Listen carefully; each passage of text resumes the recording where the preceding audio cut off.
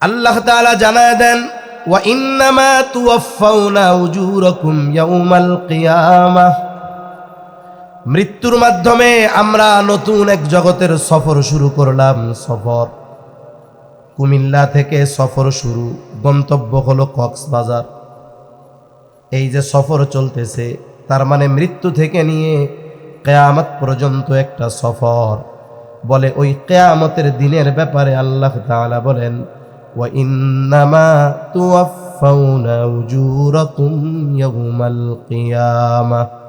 আর কিয়ামতের দিন আমাদেরকে আল্লাহ তাআলা বলেন, তোমাদেরকে তোমাদের কর্মের পূর্ণ প্রতিদান দেওয়া হবে।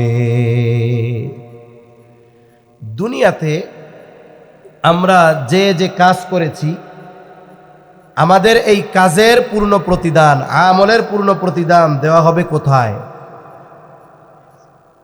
আরে কিয়ামতের দিন। কোথায়? জোরে বলেন। আরে ভাই, আখিরাত তো শুরু মরার সাথে সাথে। মরার সাথে সাথে তো মূল না। যেমন বরযাত্রী যায় না, বরযাত্রী যখন বরযাত্রী যায়, শরীয়তের হুকুম কি সেটা বলতেছি না, আমাদের ওই রুসম কি এটা বলতেছি। বরযাত্রী যাওয়ার সাথে সাথেই কি আসল খাবার দেয়? শুরুতে কি দেয়? শরবত দেয়। এরপরে যেই এলাকায় যেই রুসম, পিঠা দেয়। কিছু জায়গায় তেলের পিঠা, কিছু জায়গায় ভাজা পিঠা, হালকা নাস্তা দেয়। এখন মোটামুটি ওই ভূমিকা যেইটা, নাস্তা দেখা এক একজন দেখছোস ভাই, নাস্তাই এই দিছে, খাওন তাইলে কি হইব, হয় না এরকম? অনেক সময় ভূমিকা দেখা বোঝা যায় মূল খাবার কি হবে, আপ্যায়নের ভঙ্গি কি এটা বোঝা যায়। আখেরাত শুরু তো মরার পর পর, ওই জায়গায় তো আপ্যায়নের শুরু, মূল আপ্যায়ন শুরু হবে তো কিয়ামতের পর থেকে নিয়া। বুঝেন নাই? এই সময় কি দিবে? বলে এ সময় ভূমিকা, মূল হবে প্রতিদান কিয়ামতের দিন। এই দুনিয়াতে যদি কেউ কোনো নেক আমল করে, আল্লাহ তাআলা ওই নেক আমলের পূর্ণ প্রতিদান দুনিয়ায় দেয় না। দুনিয়ায় যদি কেউ বদ আমল করে, বদ আমলের প্রতিদানও পরিপূর্ণ আল্লাহ দুনিয়ায় দেয় না।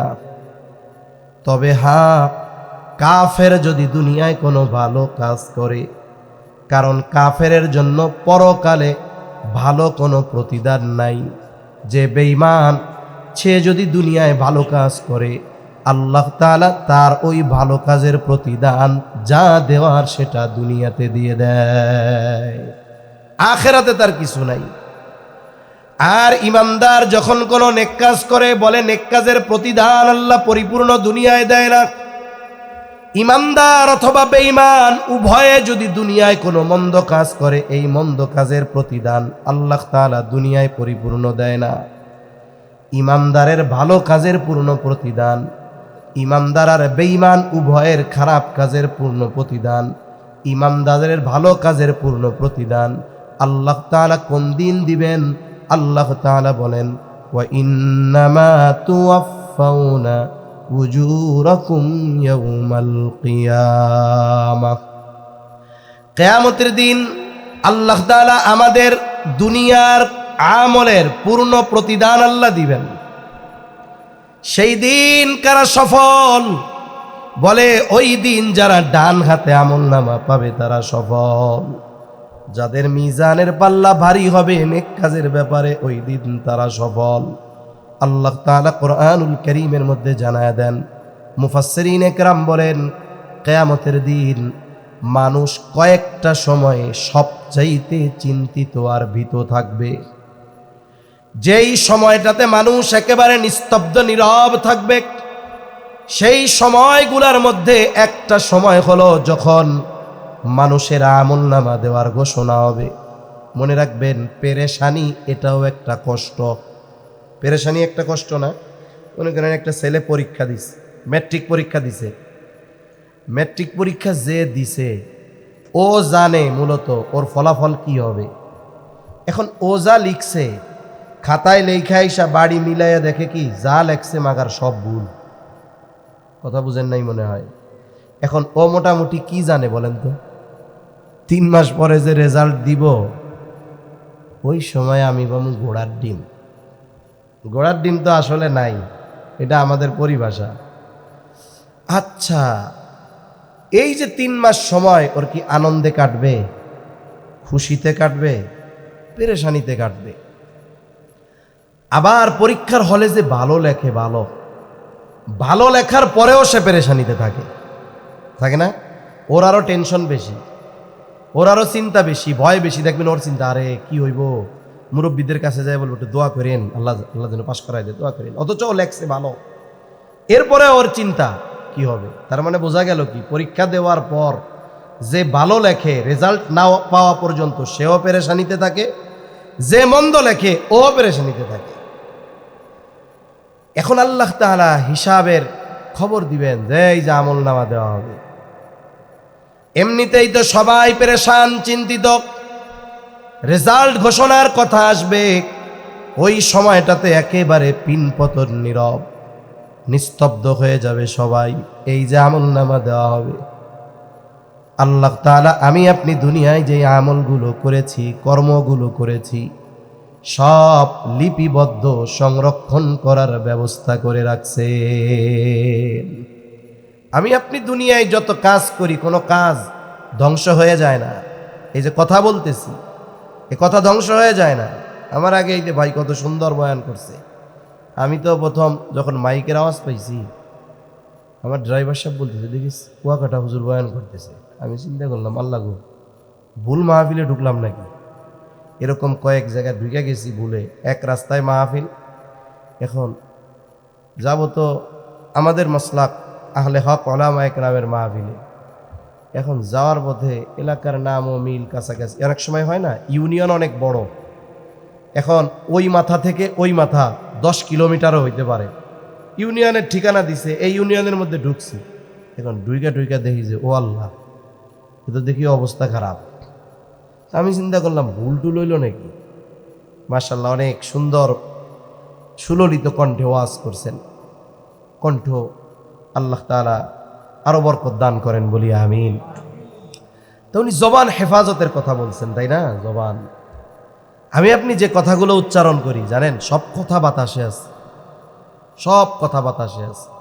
সাথে সাথে একজন ফিরিস্তা আছে আমার আপনার কথা সংরক্ষণ করার জন্য। 2 জন 2 কাঁধে আছে, ডান কাঁধে একজন, বাম কাঁধে একজন, সম্মানিত লেখক দ্বয়। ওরা আমাদের কর্মগুলোকে লিপিবদ্ধ করতেছে। সাথে সাথে আমার আপনার কর্মের ব্যাপারে সবচাইতে বড় সাক্ষী যিনি, তিনি কে? আরো জোরে বলেন, কে? আল্লাহু আলা কুল্লি শাইইন শাহীদ। সব কিছুর ব্যাপারে সবচাইতে বড় সাক্ষী আল্লাহ। এরপরে আরো সাক্ষ্য রাখছেন, ওগুলো দরকারও ছিল না। আল্লাহ তাআলা কেমন সাক্ষী আমার আপনার ব্যাপারে? আল্লাহ সুবহানাহু ওয়া তাআলা কুরআনুল কারীমের মধ্যে বলেন, ওয়ালাকাদ খালাকনাল ইনসানা ওয়া না'লামু মা তুওয়াসওয়িসু বিহি নাফসুহু ওয়া নাহনু আকরাবু ইলাইহি মিন হাবলিল ওয়ারিদ। আল্লাহ তাআলা বলেন, ওয়ালাকাদ খালাকনাল ইনসান, আমি মানুষ সৃষ্টি করেছি। আমি যেহেতু এই মানুষ, তোমার স্রষ্টা, তোমার ব্যাপারে আমি কতটা খবর রাখি জানো। ওয়া না'লামু মা তুওয়াসওয়িসু বিহি নাফসুহু, আমি জানি কোন জিনিস তোমার অন্তরের মধ্যে ওয়াসওয়াসা দেয়, কি ওয়াসওয়াসা দেয়। তার মানে আমার আপনার কোনো কথা মুখে আসার দরকার নাই। আমার অন্তরে যখন ওই কথা উৎপন্ন হয়, দুনিয়ার কোনো প্রযুক্তি, দুনিয়ার কোনো মানুষ, দুনিয়ার কোনো মেশিন আমার ওই কথার খবর জানে না। কিন্তু ওই অন্তরে উৎপন্ন হওয়া ওয়াসওয়াসা, কথার খবর যিনি জানেন তিনি কে? আল্লাহ জানে। এখন আমরা জিজ্ঞাসা করলাম, আল্লাহ আপনি কেমনে জানেন? আমি তো কই নাই, মুখ দিয়া বাইর করি নাই, কেন আপনি জানেন? আল্লাহ বলেন, ওয়ানাহনু আকরাবু ইলাইহি মিন হাবলিল ওয়ারিদ। আল্লাহ তাআলা বলেন, ও আমার গোলাম, আমি তোমারে সৃষ্টি করেছি, তোমার অন্তরের সব আমি জানি। কেন জানি জানো? আমি তোমার এই যে শাহরগ, সবচাইতে মানুষের নিকটে যেই রগ, আল্লাহ তাআলা বলেন আমি তোমার ওই রগের চাইতেও আমি তোমার আরো বেশি নিকটে। সোজা হিসাব, আমি আমার যত কাছে তার চাইতে বেশি কাছে কে? আরো জোরে বলেন কে? আল্লাহ। তাহলে সাক্ষী হিসাবে আর কিছু দরকার আছে? আল্লাহই তো যথেষ্ট। এরপরে আল্লাহ আরো বলেন, ইয ইয়াতালাক্কাল মুতালাক্কিয়ানি আনিল ইয়ামিনি ওয়া আনিশ শিমালি কাঈদ। অনেক সময় মানুষের খাসলাত, সহজাত অভ্যাস, একটা জিনিস আমি করছি অন্যায়, আপনি একবারে চাক্ষুষ দেখছেন, যখন মানুষের সামনে আপনি আমার বিচার করতে যাবেন, আমি বলবো এই মিয়া আপনি দেখছেন, সাক্ষী কই, সাক্ষী দেন, বলে না এরকম? অথচ আপনি দেখছেন নিজ চোখে, একেবারে দিবালোকের ন্যায় স্পষ্ট আপনি দেখছেন, এরপরেও ওরে যখন মানুষের সামনে বলবেন এই তুই এটা করছস, আমি দেখছি, তখন ও কি কয়? আপনি দেখছেন, সাক্ষী দেন। এটা আমাদের সহজাত অভ্যাস। আল্লাহ আমার নিকটে দেখতেছে, এটা যথেষ্ট। কিন্তু আমাদের ওই যে খাসলাতের উপরে নির্ভর করে আল্লাহ আরো জানায় দেন, তোমার ডান কাঁধে আর বাম কাঁধে দুইজন নিযুক্ত করে দিছি, কিরামান কাতিবিনা ইয়ালামুনা মা তাফআলুন। আল্লাহ তাআলা বলেন, সম্মানিত লেখকদ্বয় জানে তোমরা কি করো। তারা শুধু জানে তা নয়, তারা আমাদের কর্মগুলোকে লিপিবদ্ধ করে। শুধু এই দুইজন তা না, আল্লাহ তাআলা আর একজনের ব্যাপারে বলেন, মা ইয়ালফিযু মিন কাউলিন ইল্লা লাদাইহি রাকীবুন আতীদ। আল্লাহ তাআলা জানায় দেন, সদা তৎপর একজন ফেরেশতা আমাদের সাথে আছে। এর কাজ কি? মা ইয়ালফিযু মিন কাউল, আমরা জবান দ্বারা যেই কথা নিক্ষেপ করি, উচ্চারণ করি, বাহির করি, আল্লাহ তাআলা বলেন এই সদা তৎপর ফেরেশতা আমার জবান দিয়ে কথা বের হতে দেরি হয়, ওই কথা সংরক্ষণ করতে সে দেরি করে না। এমন একজন ফেরেশতা আছে। এই চিন্তাগুলো যদি আমাদের মধ্যে থাকতো যে আমার আল্লাহ আমি যত কাছে তার চাইতে বেশি গেছে, সব সময় দুইজন ফেরেশতা আছে, আর একজন আছে কথা বলার সাথে সাথে এটা আমার জবান থেকে বের হওয়ার সাথে সাথে এটা রেকর্ড করে ফেলে। এই চিন্তা যদি মানুষ আমরা করতাম, তাইলে আমাগো গুনাহ করা কঠিন হয়ে যেত। অথচ কোরআনের এই শাশ্বত বাণী, সুস্পষ্ট কথাগুলাও আমাদের দিলকে নরম বানাইতে পারে না। অবস্থা কি হয়েছে আমাদের একটু চিন্তা করেন, একটু ভাইবেন। ওয়াজ শুইনা কাজ কি? আমাদের দেশে ওয়াজ শোনার পরে কি করে জানেন? মানে যেটা করে এটা করে হয়, মুখ দিয়া কয় না। ওয়াজ শুনছে, ভালো লাগছে, ভালোই লাগছে, ওয়াজ খারাপ না। আর যদি হুজুর কোনো আমলের কথা বলে, একটু কঠিন কথা কয়, ওই গেট দিয়া বাইরে হওয়ার আগে কয়, হুজুর এই যে তোমার ওয়াজ তোমারে দিয়ে গেলাম জায়গা। বুঝেন নাই? এই কথা বলা যাবে না। কি বললাম আপনি আগামী এক সপ্তাহ ভাববেন, আমল পরে করেন। আপনি আগামী এক সপ্তাহ ভাবেন যে হাই রে, আসলেও তো আমার আল্লাহ আমার সৃষ্টি করছে, আমার মনের খবর পাশে আমার স্ত্রী শুয়ে আছে, সন্তান শুয়ে আছে, জানে না, কিন্তু আমার আল্লাহ এটা জানে। ফেরেশতা দুইজন আমার সব লিখতেছে, আর একজন আমার কথা রেকর্ড করতেছে। আচ্ছা, আপনাদের এই জায়গায় যে মানুষটা সবচেয়ে ভালো, আপনাদের এই গ্রামের মানুষ যে সবচাইতে ভালো, সবাই তারে ভালো বলে, এখন তার কাছে আইসা একজন বিশ্বস্ত মানুষ তাকে বলছে যে ভাই আপনি তো খুব ভালো মানুষ, কিন্তু আপনার ব্যাপারে তো তিতাস থানায় একটা কথা শুনলাম। কি শুনছো? প্রশাসন আপনারে নজরদারিতে রাখছে, সিভিল পোশাকে আপনার বাড়ির আশেপাশে দিন রাত যে কোনো টাইমে কিন্তু চক্কর মক্কর মারে। বলেন তো ওই লোক তো সবচেয়ে ভালো, এরপরেও বলেন তো ওই লোকের মধ্যে পেরেশানি আছে না নাই? ও তিনজনের সাথে বৈশা এক জায়গায় কথা বলার আগে 15 বার ভাববে যে আমি কিছু না কই, ওরা যদি কয়, এই কারণে যদি আমারে ধরে। বুঝেন নাই? কারণ আপনারে আমারে দোষী বানাইতে কিচ্ছু লাগবে না, কিছু লাগবে? কত পদ্ধতিতে যে মানুষকে দোষী বানানো হইতো অতীতে, হায় হায়, এগুলো খবরে দেখে অবাক হয়ে যায় যে কি ভাবছিলাম, কি হইল। ওই এক গল্প শোনাই আপনাদের। গল্প তো গল্পই, তবে শিক্ষণীয় কিছু আছে। এ গল্পের কোনো ভিত্তি নাই, কিন্তু এটা আবার অনেকজনে কইবে হুজুর ওয়াজ মাহফিলে এটা কি কোরআন হাদিসে আছে? অনেক কথা প্রাসঙ্গিক, অথবা আপনাদের সাথে আমার আন্তরিকতা বাড়ানোর জন্য, বোঝানোর জন্য উদাহরণ দেওয়া হয় আর কি। এক বাগানের মধ্যে পুলিশ ঢুকছে। কি ঢুকছে? পুলিশ। এখন পুলিশ ঢুকছে, ভয় কার? যে অপরাধী, ওয়ারেন্টের আসামি, এরই না ভয়?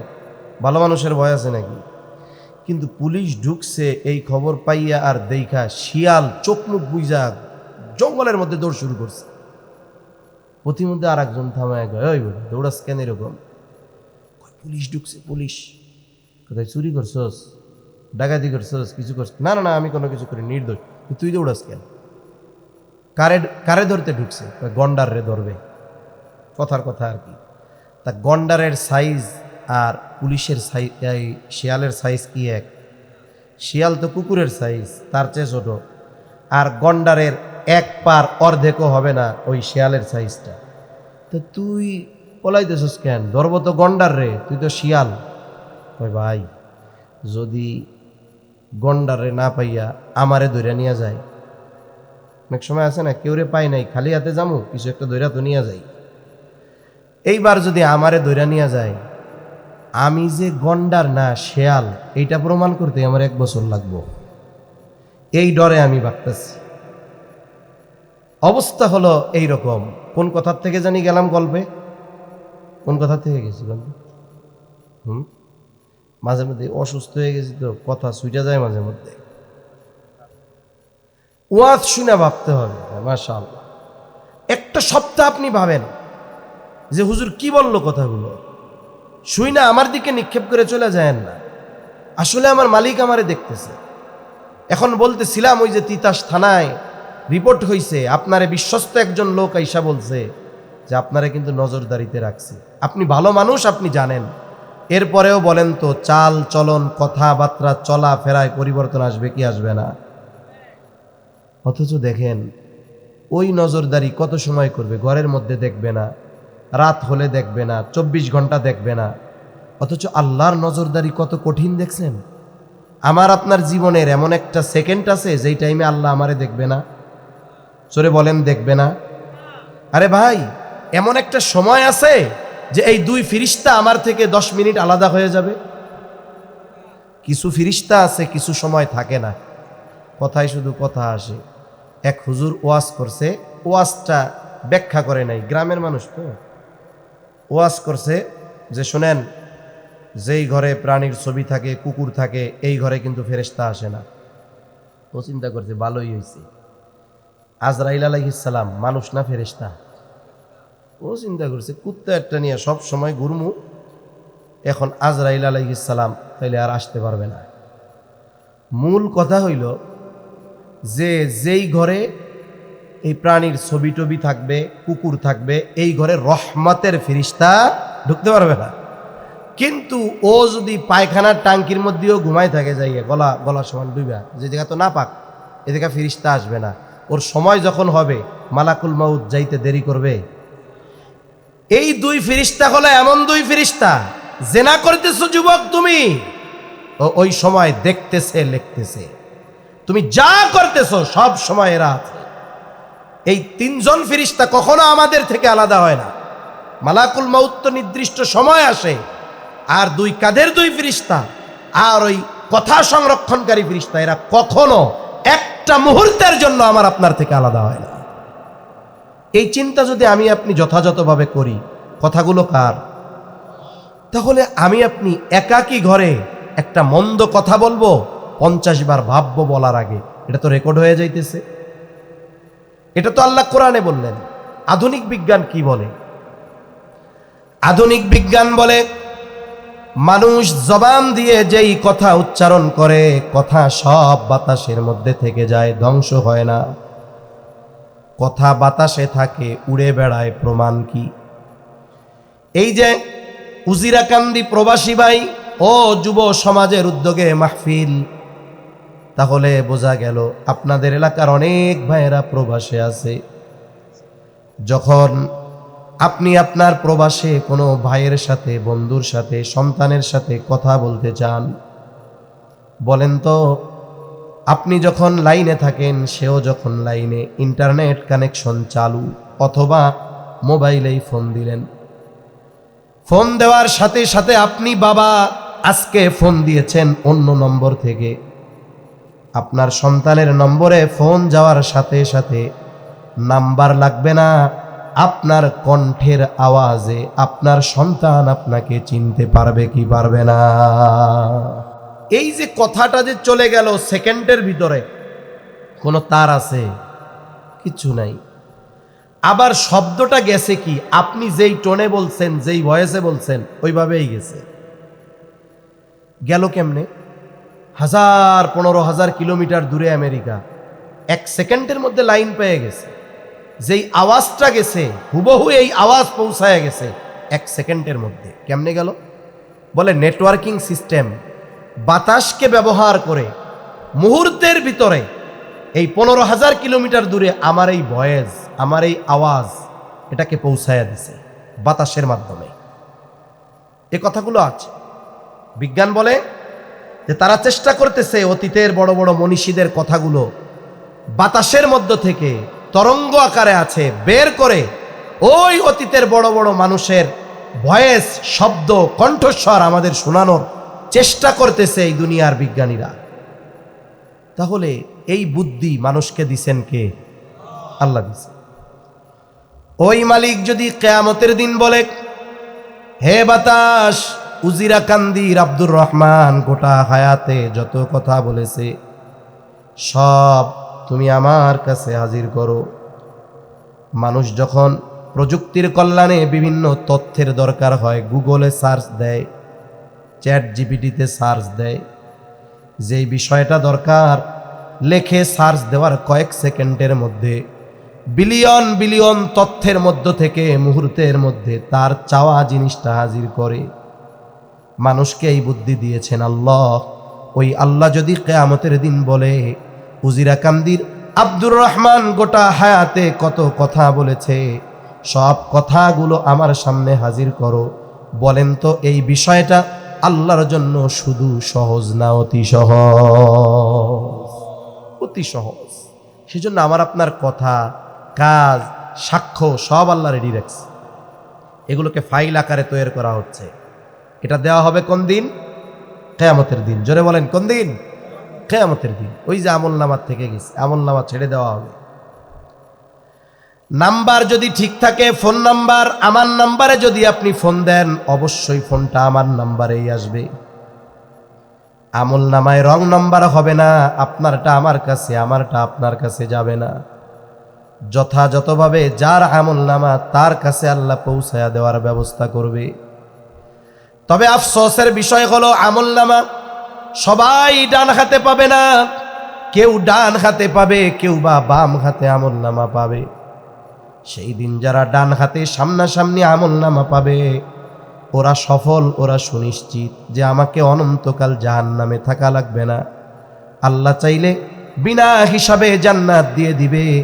আবার দুনিয়ায় যদি কোনো পাপ থাকে, আল্লাহ যদি চায় কিছু শাস্তি দিয়ে এরপরে জান্নাত দিবে, তবে জাহান্নামে চিরকাল থাকা লাগবে না। তাহলে একদল আমলনামা পাবে ডান হাতে। কোন হাতে? জোরে বলেন। কারণ মানুষ তাকে যদি কোনো অপরাধের শাস্তি দেওয়া হয়, সে জিজ্ঞাসা করে কেন দিলেন আমারে শাস্তি, আমি কি করছি? আল্লাহ তাআলা কি করেছ এটা জানানোর জন্য আমলনামা দিবে। ডান হাতে আমলনামা যে পাবে কত খুশি। আল্লাহ তাআলা কুরআনুল কারীমের মধ্যে বলেন, আল্লাহ তাআলা জানায় দেন যে ডান হাতে আমলনামা পাবে, ফাআম্মা মান উতিয়া কিতাবাহু বিয়ামিনি ফায়াকুলু হাউমু করাউ কিতাবিয়া ইন্নী যানানতু আন্নী মুলাকিন হিসাবিয়া। একটু দিল লাগায়া খেয়াল দিয়ে কথাগুলো শুনবো। ডান হাতে যে আমলনামা পাবে সে তো পাস। ওই যে যখন একটা সময় আমরা প্রাইমারি স্কুলে পড়েছি, এখন তো কে কত পাইছে ওটা রেজাল্ট ঘোষণার দিন শুধু লিখে দেওয়া হয়, খাতা দেওয়া হয় না। আমাদের সময় গোটা খাতা ধরে দিয়ে দেওয়া হইতো, বলতো দেখো তোমরা কে কি লেখছো। বলেন একজন যখন দেখতো আমি অঙ্কে 100-তে 100 পাইছি, ইংরেজিতে 100-তে 95 পাইছি। বলেন তো সে খুশি না বেজার? খুশির ঠেলায় কি কইতো, ওই দেখ দোস্ত 100-তে 100 পাইছি আমি, দেখ দেখ। তোমরা তো ভাবো তোমাকে লোক খালি ব্যাট বল খেলি, তাই না? আমি রাত্রে বাড়ি যাইয়া ঘুমানোর আগে 2 ঘন্টা অঙ্ক ইংরেজি পড়ি। এই যে মেহনত করছিলাম, এই জন্য আজকে আমি 100-তে 100 পাইছি। খুশি হয়, নিজে দেখে অন্যান্যদেরকে দেখায়, তাই না?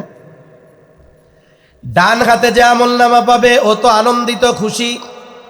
ও মানুষদেরকে ডেকে বলবে ফায়াকুলু হা উমকরাউ কিতাবিয়া, এই যে আমার কিতাব, এই যে আমার আমলনামা, তোমরা পড়ে দেখো আমার কিতাব, পড়ো আমার আমলনামা। ওই যে বন্ধুরা জিজ্ঞাসা করে, বন্ধু তুই না আমাগোর সাথে একসাথে খেলাধুলা করতি, তা তুই এত পাইলি কেমনে? তখন কি কয়, তোরা তো বাড়িতে গিয়ে 9টায় ঘুমায়া যাইতা, আর আমি 9টা 10টা 11টা পর্যন্ত এই মেহনতগুলা করতাম। এখন ও জিজ্ঞাসা করবে, জিজ্ঞাসা করার আগেই ও জবাব দিয়ে দিবে কেন ডান হাতে আমলনামা পাইলাম। ও বলবে ইন্নী দনান্তু আন্নী মুলাকিন হিসাবিয়া, আমি কেন ডান হাতে আমলনামা পেয়েছি তোমরা জানো? আমি ডান হাতে আমলনামা পাওয়ার কারণ শুনে নাও। ও বন্ধুরা, ডান হাতে আমলনামা পাওয়ার কারণ হলো ইন্নী দনান্তু আন্নী মুলাকিন হিসাবিয়া, আমি এই ব্যাপারে দৃঢ় বিশ্বাস রাখতাম। তার মানে যখন আমি দুনিয়ায় ছিলাম এই ব্যাপারে আমার দৃঢ় ঈমান ছিল, বিশ্বাস ছিল। কোন ব্যাপারে? যে আমি দুনিয়ায় যেই কর্ম করব, আমার কর্মের হিসাব দুনিয়ার কারো কাছে না দেওয়া লাগলেও আল্লাহর সামনে আমার দুনিয়ার কর্মের হিসাব দেওয়া লাগবে। আন্নী মুলাকিন হিসাবিয়া, আমাকে হিসাবের মুখোমুখি হতে হবে। কার সামনে? জোরে বলেন, আরো জোরে, কার সামনে? আর আল্লাহ কি বলছেন? ওয়া ইন্নামা তুওয়াফাউনা উজুরাকুম ইয়াউমাল কিয়ামা, কিয়ামতের দিন তোমাদের দুনিয়ার কর্মের পূর্ণ প্রতিদান দেওয়া হবে। আর ও কি বলছে ডান হাতে আমলনামা পায়া? যে আমি এই ব্যাপারে দুনিয়ায় বিশ্বাস রাখতাম, সুদৃঢ় বিশ্বাস, যে দুনিয়ার কর্মের হিসাব এর মুখোমুখি হতে হবে কার সামনে? কোন দিন? কিয়ামতের দিন।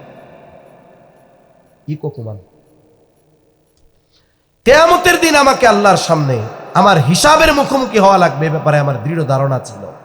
তাহলে প্রথম শিক্ষা, যে আমরা যদি দুনিয়ায় এই বিশ্বাস রাখি, আমি দুনিয়ায় যত কর্ম করি, কাজ করি, আইনের চোখ ফাঁকি দিতে পারবো, দুনিয়ার মানুষের নজর ফাঁকি দিতে পারবো, দুনিয়ার কারো কাছে হিসাব দেওয়া লাগবে না, কিন্তু আমার গোটা হায়াতের A to Z হিসাব যার সামনে দেওয়া লাগবে তিনি কে? ওই হিসাবের ফাইল ডান হাতে পৌঁছায়া যাবে, কত খুশি, আমি জান্নাতি। আরেক দল আমলনামা পাবে বাম হাতে, বাম হাতে।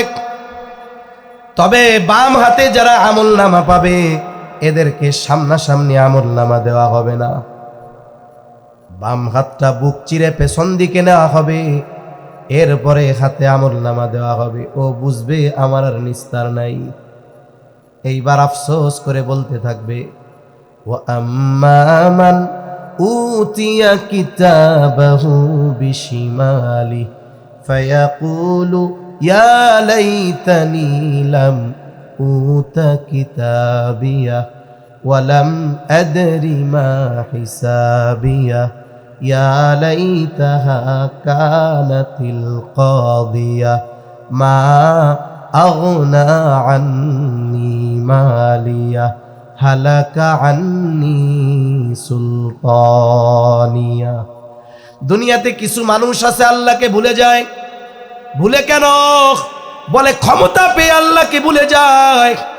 আবার অনেকে মাল সম্পদ সন্তান আছে এজন্য আল্লাহকে ভুলে যায়, নাফরমানি করে, টাকার বড়াই দেখে নাফরমানি করে, টাকার বড়াই, ক্ষমতার বড়াই নাফরমানি করে, আছে না নাই?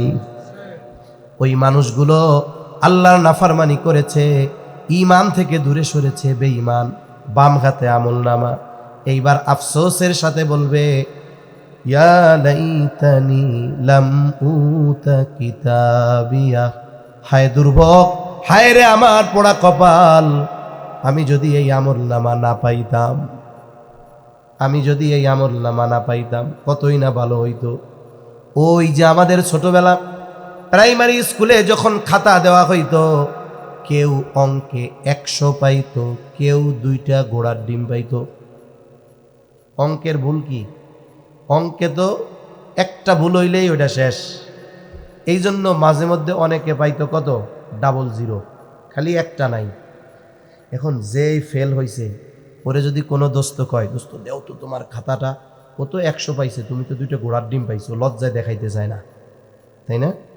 তখন মনে মনে কি কয়, হায় রে, গতকাল যদি স্যারের বাড়ি আগুন ধইরা সবগুলো পুড়ে যাইতো রে, তাহলে কি এই আজকে আর এই খাতা আমার দেখা লাগতো? লজ্জায় কেউ রে দেখাইতো না, মনে মনে এটা কইতো, কালকে যদি আগুন ধইরা পুড়ে যাইতো ঘর, যা হোক তা হোক, এই লজ্জার সম্মুখীন তো আর আমার হওয়া লাগতো না। ও বলবে, ইয়া লাইতানি লাম উতা কিতাবিয়া, হায় দুর্ভোগ, এই কিতাব, এই আমল নামা যদি আমি না পাইতাম। ইয়া লাইতাহা কানাতিল কাদিয়া, ওই যে দুনিয়ার থেকে একবার যে মরছিলাম, ওই মরা যদি চূড়ান্ত মৃত্যু হইতো কতই না ভালো হইতো। মা আগনা আন্নি মালিয়া, হায় রে, আমার সম্পদ আমার কোনো কাজে আসলো না। হালাকা আন্নি সুলতানিয়া, আমার কত ক্ষমতা, এটা আমারে শেষ করে দিয়েছে। আল্লাহ তাআলা বলবেন কোনো লাভ নাই, আমল নামা তো পাইছো, এবার পড়ো। আল্লাহ তাআলা বলবেন, ইকরা কিতাবাকা কাফা বিনাফসিকাল ইয়াউমা আলাইকা হাসিবা।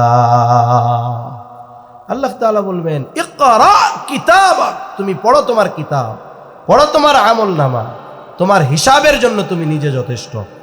তোমার আজকে কি প্রতিদান, ওই যে দিমু পূর্ণ প্রতিদান, তুমি কি পূর্ণ প্রতিদান পাবা এই কিতাব পড়লে তুমি বুঝতে পারবা। কিতাব যে ভাষায় লেখা থাক, কেউ কেউ বলেন ভাষাবিদরা পৃথিবীতে 4,500 নাকি ভাষা আছে, বেশিও হইতে পারে। তা যে ভাষার হোক, আমল নামা যে ভাষায় দিক, পড়ার যোগ্যতা দান করবেন কে? আরে প্রযুক্তির কারণে বোঝা সহজ। এই জামানায় দেখেন না, আমরা সতর্ক কইরা কি করবো কোন? কিছুদিন দেখলাম ওই ভাগোয়া লাভ ট্র্যাপ, নাম শুনছেন? যুবকরা শুনছে, মুরব্বীরা বুঝবো না এত কিছু।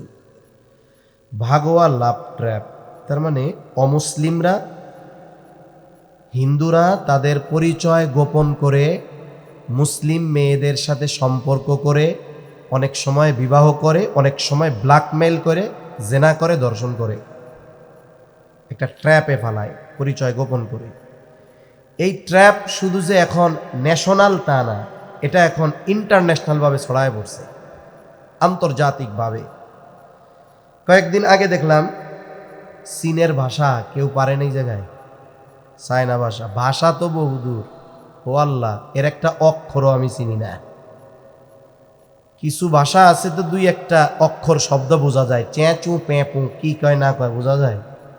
আপনি যার সাথে কথা বলতে পারেন না, তার সাথে মনের ভাব আদান প্রদান করা যাবে? ভাষা কি? মনের ভাব আদান প্রদানের মাধ্যম। এখন দেখলাম সম্ভবত বিবাড়িয়ার একটা মেয়ে, বোরখা টোরখা পরা, এক চাইনিজ এর সাথে প্রেম করছে। প্রেম কেমনে করছে? এ তো বাঙালি, ও তো চাইনিজ, চাইনিজ বাংলা পারে না, বাঙালি চাইনিজ পারে না। কিসের কল্যাণে? মোবাইলের কল্যাণে। কিসের কল্যাণে? জোরে কন। মোবাইলের কল্যাণে। মনে করেন আমার এই সেটের মধ্যেও আছে, একজন ফোন দিছে আমারে, অনেকেরই আছে এখন এগুলো, ফোন দিছে চায়না থেকে।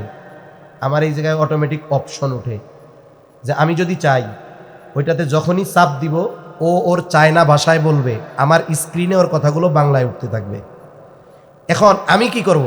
আমি আমার ভাষায় বলবো বাংলায়, আর ও চায়না ওর ভাষায় সামনে চেঁচু প্যাপু যা উঠার তা উঠবে। তার মানে বোঝা গেল কি? আগে শুনতাম কি, ওই মুরব্বীরা একটা কথা কইতো, কয় খিদা মানে না পান্তা ভাত। খিদা মানে না, মানে যখন খিদা থাকে তখন পান্তা ভাতও মজা লাগে। ও সেটছে জ্ঞান। আচ্ছা, এদিকে তাকান, তোর কি হয়? হ্যাঁ ঠিক আছে, তাইলে ঠিক আছে। খিদা যখন লাগে বলেন তো পান্তা ভাত মরিচ দিয়া ডইলা খাইতেও খুব মজা, ঠিক না? কিন্তু যখন আপনার পেট ভরা, আপনার সামনে মুরগির রোস্ট, কোরমা, পোলাও সব দিলে গ্রান শুকলেই বমি চলে আসবে। এজন্য গ্রাম্য প্রবাদ বলে, খিদা মানে না পান্তা ভাত, ঘুম মানে না ভাঙ্গা খাট। যদি যার ঘুম আসবে কিচ্ছু লাগবে না, এদিকে শোয়াই দিবেন, মাথার নিচে ইট দুমছে, 3 মিনিট পরে নাক ডাকা শুরু হয়ে যাবে। কিন্তু যদি তার ঘুম না আসে, যত আরামের বিছানা দেওয়া হোক, ঘুম আসবে না। শহরে কিছু আল্লাহর বান্দা আছে, কি নাই আরামের আসবাব, দামি বিছানা, আরামের তোশক, এসি, শীতের দিন ঠান্ডা, সাথে সাথে ঘুমের বড়ি 5টা আছে, তাও ঘুম নাই। এই জন্য গ্রাম্য প্রবাদ বলে, ঘুম মানে না ভাঙ্গা খাট। এরপরে আর একটা কথা কয়, প্রেম মানে না জাত বেজাত। বুঝেন নাই? ও হলো জাতি চাইনিজ, শুয়ার, কুকুর আর কুত্তা খাওয়া লোক। মুসলমানের বাচ্চা ও ওর সাথে প্রেম শুরু করে দিছে। যে কথার থেকে গেলাম, এই প্রেম হইল কেন? এই প্রযুক্তির কারণে এক একজন মনের ভাষা আদান প্রদান করতে পারতেছে। বিভিন্ন পদ্ধতিতে আন্তর্জাতিক ব্ল্যাকমেইলিং গ্রুপ আছে, এরা বিভিন্ন ফাঁদে ফেলে যুবক, তরুণ, তরুণী এদের সর্বস্ব লুটে নেয়। অনেক সময় বিবাহ করে, ওই যে ভাগোয়া লাভ ট্র্যাপ, ওইভাবে বিবাহ করে, কিছুদিন জেনা ব্যভিচার ধর্ষণ করে, এগুলোকে ভারতে নিয়ে বিক্রয় করে দেয়। হাজার হাজার এদেশের নারীরা আছে ওইসব দেশে, কান্নাকাটি করতেছে। আর আমরা ওয়াজ করে মুখ ফাটাইতেছি, মসজিদে বলতেছি, এপাশ দিয়ে গভর্নমেন্ট আইন করতেছে যে এই ধরনের কথা বলার মাধ্যমে যদি কেউ বিদ্বেষ ছড়ায়, তাইলে তাদেরকে কত বছর জেল জানি দেখছেন? 12 বছর জেল, 99 কোটি টাকা জরিমানা হবে। তাহলে আমরা বসে থেকে কি করতেছি?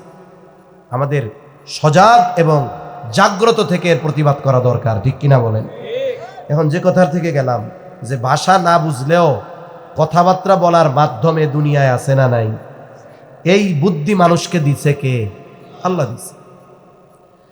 ওই আল্লাহ কিয়ামতের দিন একজন গণ্ড মূর্খ, তাকেও আমলনামা পড়ার যোগ্যতা দিয়ে দিবে, ও পড়তে পারবে। এখন দেখে কি বলবে? বলবে, মালি হাদাল কিতাব লা ইউগাদিরু সগীরাতান ওয়ালা কাবীরাতান ইল্লা আহসাহা। ও আমলনামা পড়ে বলবে, হায় রে কেমন আজব এক কিতাব, লা ইউগাদিরু সগীরাতান ওয়ালা কাবীরাতান ইল্লা আহসাহা। ক্ষুদ্র থেকে ক্ষুদ্রাতীত, বৃহৎ থেকে বৃহত্তর, কোনো একটা বিষয় এখান থেকে ছুটে যায় নাই। হোক ভালো হোক মন্দ, একেবারে ক্ষুদ্র মন্দ কাজটাও আছে, ক্ষুদ্র ভালো কাজটাও আছে, ক্ষুদ্র মন্দ কাজটাও আছে, বৃহৎ মন্দ কাজটাও আছে, বৃহৎ ভালো কাজটাও আছে, কোনো কিছু ছুটে যায় নাই। অবাক হয়ে যাবে, পড়বে, ও বুঝতে পারবে আজকের দিনে তার জন্য পূর্ণ প্রতিদান হিসাবে আল্লাহ কি রেখেছে। ও পড়ার যোগ্যতা আল্লাহ তাআলা দিয়ে দিবে। এটা হবে কিয়ামতের ময়দানে। মানুষ যখন সবচাইতে চিন্তিত থাকবে, যে সময়গুলোতে এর মধ্যে অন্যতম সময় হলো এইটা, যখন আমলনামা দেওয়া হবে।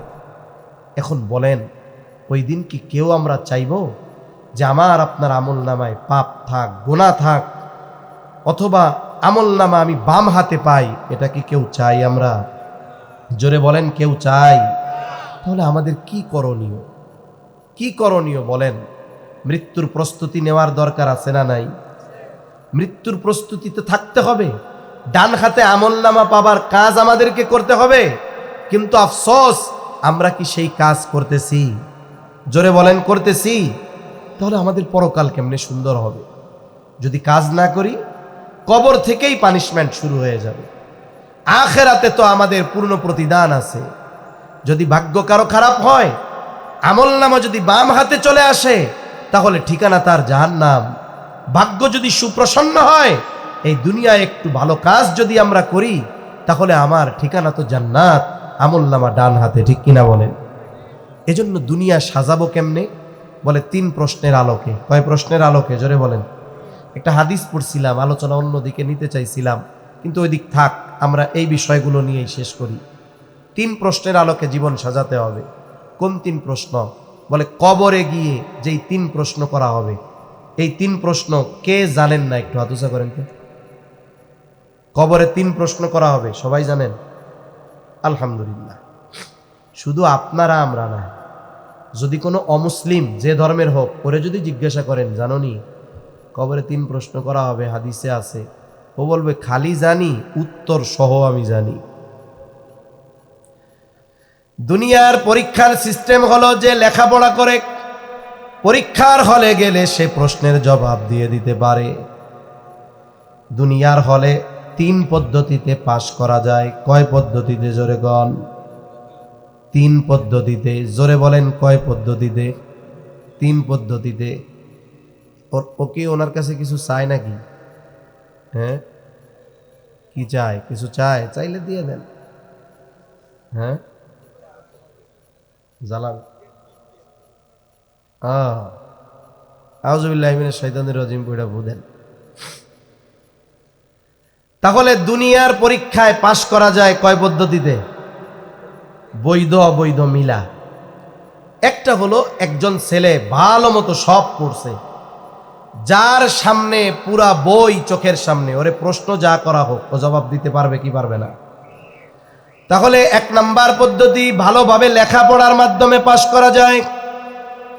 2 নাম্বার পদ্ধতি, পরীক্ষার আগে ওই ছাত্র কোনো লেখাপড়া করে না, পরীক্ষার আগের দিন সারা রাত বৈশা তাবিজ লেখে। তাবিজ লেখে বুঝেন কি গন্ধ? নকল লেখে, নকল।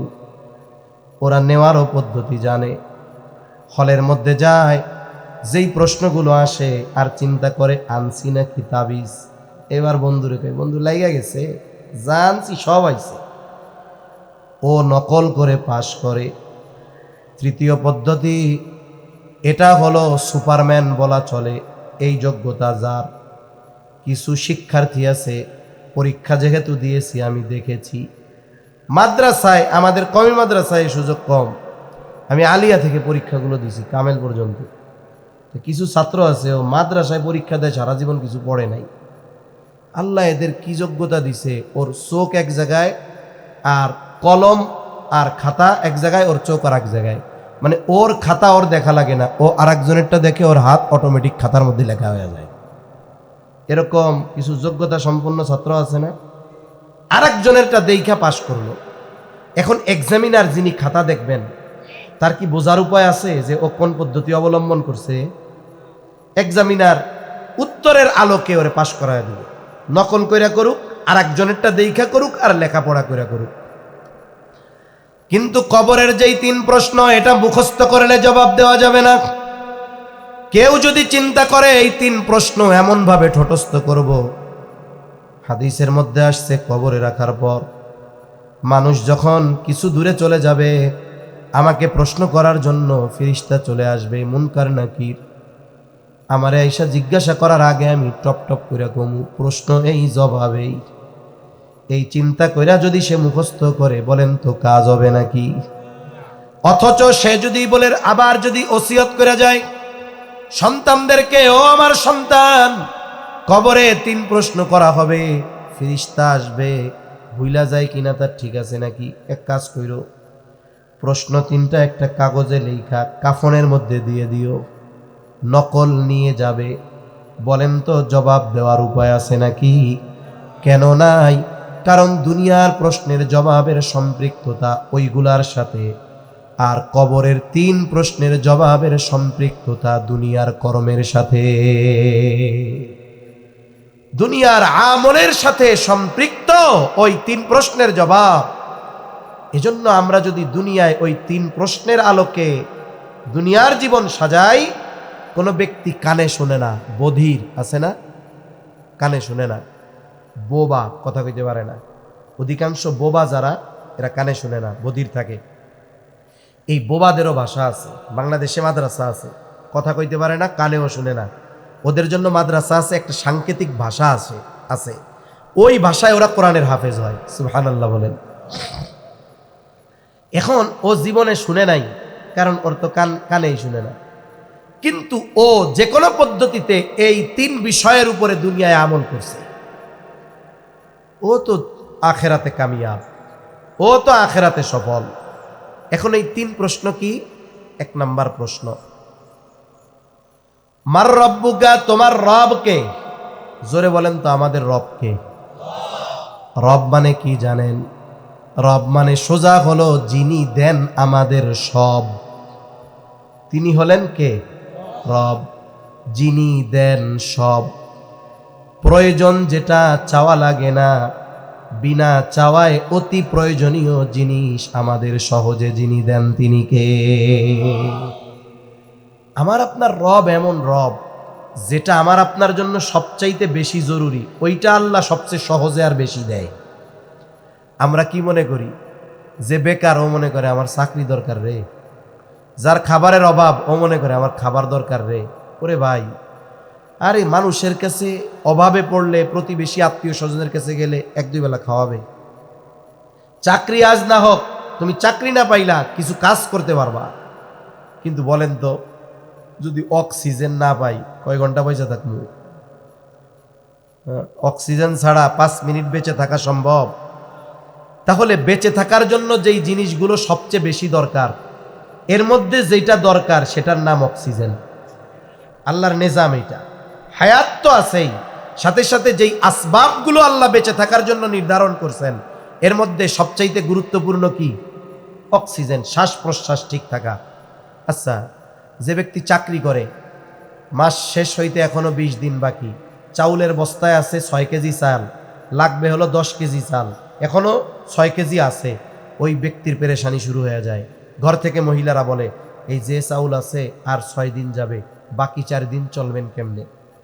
অথচ 6 দিনেরটা ঘরে থাকার পরেও ওই পরের 4 দিনের পেরেশানিতে ওই বাড়ির মালিক যিনি উপার্জন করেন সে পেরেশানিতে শেষ। আল্লাহ, মাসের শেষ 6 দিন কেমনে চলবো? অথচ এখনো 6 দিনের তা আছে। ও যে 6 দিন বাঁচবে এর কোনো গ্যারান্টি আছে? কত চিন্তা দেখেন। অথচ কোনোদিন আমি আপনি রাতে যখন ঘুমাইতে গেছি চিন্তা করছি এখন তো অক্সিজেন আছে, হায় হায় সকালে যদি না পাই? কোনোদিন এটা চিন্তা করা লাগছে? আমরা কেউ কোনোদিন চিন্তা করি নাই। কিন্তু এত সহজে আল্লাহ দিছেন, যখন যতটুকু যেই জায়গায় প্রয়োজন, যদি সুস্থ সে থাকে, যখন যে জায়গায় যতটুকু প্রয়োজন সব জায়গায় অক্সিজেন আছে না নাই? এ মিয়া, দুনিয়ার নিকৃষ্ট জায়গা বাথরুম, এর মধ্যেও আছে না নাই? তাহলে যেই জায়গায় যখন প্রয়োজন, আমি আপনি ঘুম আর নাউমুকাল মাউত, কিন্তু অক্সিজেনের লাইন চালু রাখছেন কে? তাহলে রব তো তিনি, বান্দার জন্য যেটা সবচাইতে জরুরি, সবচাইতে দামি, ওইটা উনি আমাকে আপনাকে বিনা চাওয়ায় বিনা দরখাস্তে অতি সহজে সেটা যিনি দেন তিনি কে? যেই রব এটা দেয় সেই রব মনে হয় অন্য কিছু দিতে পারে না। তাহলে কেন ওই রবের নাফরমানি আমরা করি? শুধু মুখ দিয়ে বললে হবে আল্লাহ আমার রব? জোরে বলেন, আল্লাহ আমার রব বললে হবে? এই যে এমনি, এটা রাজনীতির কোনো কথা না, এমনি কই। 15 বছর ধরে খালি কইছে জয় বাংলা জয় বঙ্গবন্ধু, এখন আইছে ধানের শীষ মার্কায়। আপনারা তো অনলাইনে দেখেন, ওইটাই বলতেছি। বক্তব্য দিয়া লাস্টে আর ক্লোজিং করতে পারে না, মুখ দিয়া জয় বাংলা বেড়ে যায়। হয় কি হয় না? এখন বলেন তো, এই যে মিছিল মারলো, ও যে বাস্তব কথা, ওর মুখ দিয়া বাইর হইছে আসলটা। ও এখন ঠেকাই পইড়া মনে করেন এই দলে ঢুকছে, বুঝেন নাই? এটা হলো ওর আসল চরিত্র। যা এর আগে বলছে ওগুলো কিচ্ছু না, লাস্টে যেটা বলছে এটা সত্য কথা। এখন চিন্তা করেন, আমি মুখ দিয়ে বলতেছি আমার রব আল্লাহ, কিন্তু আমার কাজ, আমার চলাফেরা, এগুলো সব রব যেভাবে চায় তার বিপরীত। বলেন তো, মুখ দিয়ে রবকে বলা এটা কি বাস্তবে পরিণত হলো? এজন্য আমি যখন বলবো আমার রব আল্লাহ, কে রব? যিনি দেন আমাকে সব, ওই রবের সব হুকুম আহকাম আমাকে মেনে চলতে হবে। রব যেটা করতে বলছেন করতে হবে, যেটা থেকে বিরত থাকতে বলছেন বিরত থাকতে হবে। তাতে আমার ভালো লাগুক, আমার আত্মীয় স্বজন বন্ধু বান্ধবের ভালো লাগুক চাই না লাগুক, কিছু আসে যায় না। আমি আমার রবকে যদি খুশি করতে পারি, তাহলেই কবরের প্রথম প্রশ্ন তোমার রবকে, আমার জবান দিয়ে বের হবে আমার রবকে। এছাড়া সম্ভব না। লেখা রাখেন, এছাড়া সম্ভব না। আমি রবের নাফরমানি করব আর কবরে গিয়ে জবাব দিব আমার রব আল্লাহ, আল্লাহর কসম এটা সম্ভব নয়। 2 নাম্বার, আমার দিন কি? প্রশ্ন করবে আমার দিন, তোমার দিন কি? জবাব কি? জোরে বলেন তো, আরো জোরে বলেন কি? ইসলাম। আমরা তো ইসলাম সবাই জবাব দিলাম, কিন্তু আমাদের তো ইসলাম নাই। আলী রাদিয়াল্লাহু তাআলা আনহু থেকে বর্ণিত হাদিস, নবীজি সাল্লাল্লাহু আলাইহি ওয়াসাল্লাম বলেন, ইউশিকু আইয়াতিয়া আলান নাসি জামান লা ইয়াবকা মিনাল ইসলামি ইল্লা ইসমুহু ওয়া লা ইয়াবকা মিনাল কুরআনি ইল্লা রাসমুহু। কষ্ট হচ্ছে আপনাদের? 11:30 বেজে গেছে, আর অল্প সময়ের মধ্যে শেষ করে দেব ইনশাআল্লাহ। আমি আপনাদেরকে এক রাত্রে বা এই কথা বলে পরিবর্তন করে দিতে পারবো না, কিন্তু যদি আপনারা এতটুকু চিন্তার খোরাক হিসাবে নেন। সচেতন মানুষ কারা জানেন? যারা কথা শুনেই অ্যাকশনে যায়, এরা হলো বলদ। এরা কি? জোরে বলেন। যখন আমার কেউ সমালোচনা করবে, আমারে কেউ কিছু বলবে, আমি যদি নগদে প্রতি উত্তর দিয়ে দেই, তাইলে বোঝা গেল যে না, আমার মধ্যে কমন সেন্সের অভাব। আমি আগে চিন্তা করব যে আমার সমালোচনা কেন করলো, এই বিষয়টা আমার মধ্যে আছে কিনা। আমি এটা চিন্তা ফিকির করে যখন জবাব দিব, 2টা অবস্থা হবে। একটা হলো আমি চিন্তার পরে আমার পরিবর্তন হবে।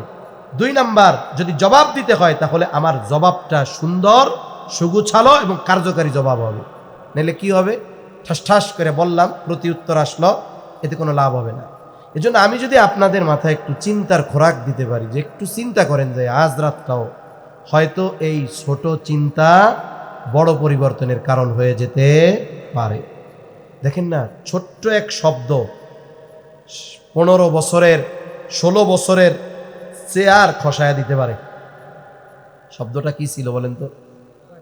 চিন্তা করে দেখেন কি ডেঞ্জারাস এক শব্দ। এক শব্দ মসনদে আগুন লাগাইয়া দিছে, এক কথা মসনদে আগুন লাগাইয়া দিছে। এজন্য বলে, ভাবিয়া করিও কাজ, করিয়া ভাই বলা। এজন্য চিন্তা ফিকিরমন্দ, এদের ব্যাপারে আল্লাহ প্রশংসা করছে। তো আল্লাহ তাআলা কি বলে জানেন? জ্ঞানী কারা? আমরা তো মনে করি অনেক ডিগ্রি অর্জন করছি, এর দুনিয়ার মানুষ জ্ঞানী বলে, আল্লাহ জ্ঞানী বলে না। আল্লাহ কাদের জ্ঞানী বলে? ইন্না ফি খালকিস সামাওয়াতি ওয়াল আরদি ওয়াখতিলাফিল লাইলি ওয়ান নাহারি লাআয়াতিল লিউলিল আলবাব। যেই মানুষগুলো বলে ইন্না ফি খালকিস সামাওয়াতি ওয়াল আরদ ওয়াখতিলাফিল লাইলি ওয়ান নাহার, নিশ্চয়ই তারা বলে ইন্না ফি খালকিস সামাওয়াতি ওয়াল আরদ, আসমান জমিনের সৃষ্টির মাঝে রাত দিনের পরিবর্তন আবর্তনের মধ্যে আমাদের জন্য শিক্ষা রয়েছে। আল্লাহ তাআলা বলেন লাআয়াতিল লিউলিল আলবাব, এগুলো হলো জ্ঞানীদের নিদর্শন, যারা রাত দিনের পরিবর্তন, আসমান জমিনের সৃষ্টি এগুলো নিয়ে চিন্তা করে। সাথে সাথে বলে রব্বানা মা খলাকতা হাযা বাতিলা, আমাদের রব এগুলো অনর্থক সৃষ্টি করেন নাই, কারণ আছে। এই কারণগুলো অনুসন্ধানে যারা ফিকির করে, আল্লাহ তাআলা বলেন তারা হলো লিউলিল আলবাব, তারা হলো জ্ঞানী মানুষ। এজন্য চিন্তা ফিকির মানুষের জীবন পরিবর্তন করে দেয়, ঠিক কিনা বলেন? এটা গল্প শোনাই আপনাদের, শোনাবো। এটা অনলাইনে আমি গল্পটা পাইছি, ভাল লাগছে আমার। এক লোকের জাহাজ নষ্ট হয়ে গেছে, অনেকেই হয়তো পড়ছেন। ইঞ্জিনিয়ার অনেক আনছে, এরা সারতে পারে না। এক দিন বন্ধ থাকলে লক্ষ লক্ষ টাকা লস। যারা এই শিপিং লাইনে আছে তারা জানবে, বড় জাহাজ। এখন একজন লোক আসছে, মুরব্বী টাইপের অভিজ্ঞ মানুষ। উনি একটু ঘুরে ফিরে দেখে আধা ঘন্টা 1 ঘন্টা ধরে খালি চারদিক ঘুরতেছে, সমস্যাগুলো শুনছে। এবার হাতের মধ্যে একটা হাতুড়ি, ওইটা নিয়ে একটা নির্দিষ্ট জায়গায় টস টস করে 2টা বাড়ি দিচ্ছে। এখন বিল কত? 1 লাখ টাকা। হাতুর দিয়ে 2টা বাড়ি দিছে, এটার দাম 1 লাখ। এটা তো সর্বোচ্চ আপনার 5,000 টাকা দেওয়া যায়। কয় শুনো, বাড়ির দাম 5,000, কিন্তু এই যে এতক্ষণ ভাবছি এর দাম 95,000। বুঝেন নাই? এই যে বাড়ি দুইটা দিছি এটার জন্য আমার 1 ঘন্টা ভাবা লাগছে। এর আগে তো বহুত জন্য দেখাইছো, কাম হয় নাই কেন? তারা পারে নাই কেন? আমি তো 2 বাড়ি দিয়া ঠিক করছি, এটা আমার ক্রেডিট, যোগ্যতা, এখন এটার মূল্যায়ন তো করতে হবে। এজন্য ভাবুক মানুষ যারা, চিন্তাশীল মানুষ যারা, যে কোনো বিষয়ের হোক, এই ধরনের মানুষ সিদ্ধান্ত গ্রহণে ভুল করে কম, আর যেটা পড়ার সিদ্ধান্ত নেই এটি ভুল হয় বেশি। তাহলে বলতেছিলাম ইসলাম, দ্বিতীয় প্রশ্ন জবাব হলো আমার দিন ইসলাম। তবে আফসোস, নবীজি জানায় দেন ইউশিকু আইয়াতিয়া আলান নাসি জামান, অচিরে এমন এক জামানা আসবে লা ইয়াবকা মিনাল ইসলামি ইল্লা ইসমুহু ওয়া লা ইয়াবকা মিনাল কুরআনি ইল্লা রাসমুহু। অচিরে এমন এক জামানা আসবে যে জামানা ইসলাম নামে থাকবে, বাস্তবে আমলে ইসলাম থাকবে না। সেই জামানা চলতেছে। আমাদের ব্যক্তিগত জীবনে ইসলাম নাই, সামাজিক জীবনে নাই, পারিবারিক জীবনে নাই, রাষ্ট্রীয় জীবনে নাই। আরে ভাই, যদি ব্যক্তিগতভাবে ইসলাম না মানতে পারি, রাষ্ট্রীয়ভাবে প্রতিষ্ঠা করব কেমনে? এজন্য ইসলাম মানা শুরু হবে আমার ব্যক্তি জীবন থেকে। আমি যদি মানি, আমারটা দেখে আমার পরিবার মানবে, একসময় সমাজ মানবে। দেখবেন আস্তে আস্তে সমাজের মানুষ, একাধিক সমাজের মানুষ যখন মানবে, একটা গ্রামের মানুষ তারা ইসলামী অনুশাসনের মধ্যে চলে আসবে ইনশাআল্লাহ। আল্লাহ নবী বলেন কোরআন থাকবে, শুধু লেখায় থাকবে, বাস্তবে কোরআন থাকবে না। এখন দেখুন কোরআন তিলাওয়াত যতটুকু হয়, আমল তো বহুদূর। আগে তো 20-25 বছর আগে প্রত্যেক বাড়িতে ফজরের পরে কোরআন তিলাওয়াত হইত। আমল এক পাশে রাখেন, এখন তিলাওয়াতও নাই। ভুল বললাম না ঠিক বললাম? তিলাওয়াতও নাই। এজন্য কোরআনটা তিলাওয়াত করব। যাই হোক, কোরআন তিলাওয়াতের আওয়াজটা যদি ঘরে থাকে, শয়তান দূর হবে, আল্লাহর রহমত বর্ষিত হবে। এখন আমি যদি ইসলাম না মানি, আপনি বলতে পারেন হুজুর গোটা দেশে তো ইসলামী শাসন নাই, মানবো কেমনে? ওইটার চিন্তা তো আমার না। আমি আদার ব্যাপারী, আমার জাহাজের খবর নেওয়ার দরকার আছে? আমারে আল্লাহ যে যোগ্যতা দেয় নাই, যে দায়িত্ব দেয় নাই, ও দায়িত্বের ব্যাপারে আল্লাহ আমারে জিজ্ঞাসা করবে না। আমার দায়িত্ব কতটুক পর্যন্ত সীমাবদ্ধ, এই পর্যন্ত জবাবদিহিতার বিষয় আল্লাহর কাছে আছে না নাই? এখন আমি আমার ব্যাপারে নিয়ন্ত্রক।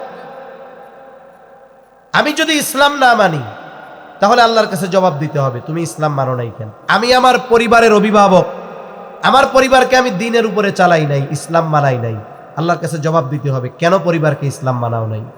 এখন আমার অধীনে আরো সমাজের মানুষ কথা শুনে, আমার জবাবদিহিতা আছে, কেন তুমি সমাজের এই মানুষগুলোকে দ্বীনের উপরে চালাও নাই?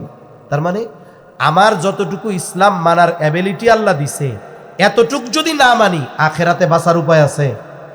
যতটুকু সামর্থ্য আমার আছে, আমি কি পারমু যে ওই ডক্টর ইউনূসরে নামায় দিয়া চেয়ারে বসে আজকে থেকে কালকে থেকে কোরআন হাদিসের আইন চলবে? আমার দ্বারা এটা সম্ভব? এ ক্ষমতা আল্লাহ আমারে দিছে। যাদের দিছে তারা না করলে কিয়ামতে তারা আল্লাহর কাছে জবাবদিহিতার কাঠগড়ায় দাঁড়াবে। কিন্তু আমার যতটুক সামর্থ্য আছে, ততটুক ইসলাম যদি আমি না মানি, আল্লাহর কসম কবরে জবাব দেওয়ার উপায় নাই যে আমার দিন ইসলাম।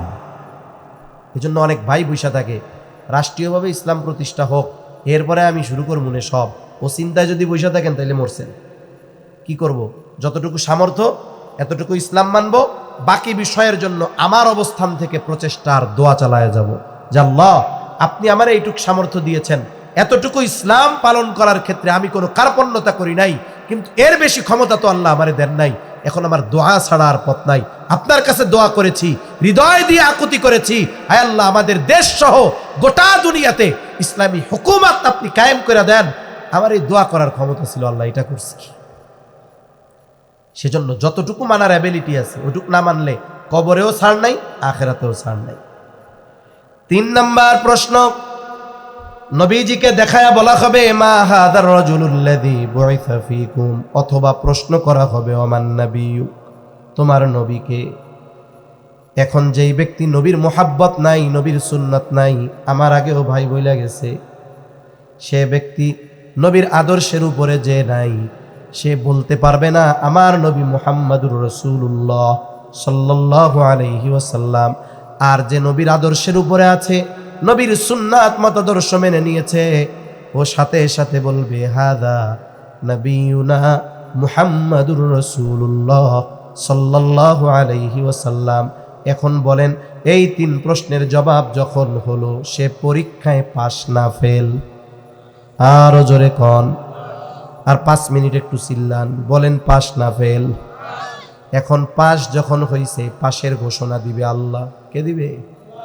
হাদিসের মধ্যে আসছে, লম্বা হাদিস, ঘোষণাকারী ঘোষণা করবে, আল্লাহর পক্ষ থেকে ঘোষণা আসবে, সাদাকা আবদি, সাদাকা আবদি, ফাফরিশুহু মিনাল জান্নাহ ওয়ালবিসুহু মিনাল জান্নাহ ওয়াফতাহু লাহু বাবান ইলাল জান্নাহ।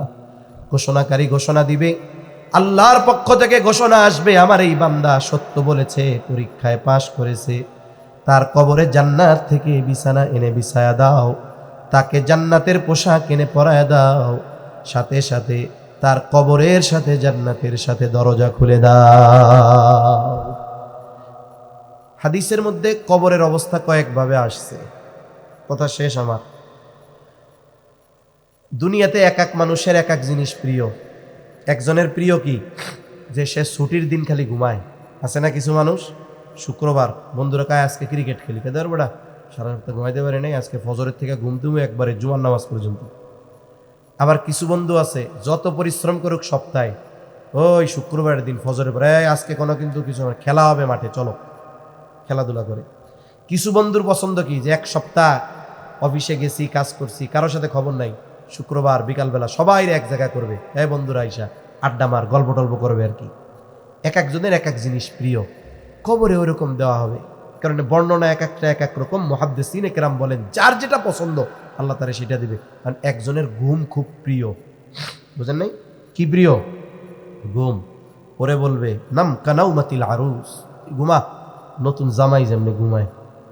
মনে করেন আপনাদের এলাকায় যখন কেউ মেয়ে বিবাহ দেয়, বিবাহের পরে সর্বপ্রথম আপনাদের এলাকায় কি বলে? জামাই। জামাই জামাই আসছে।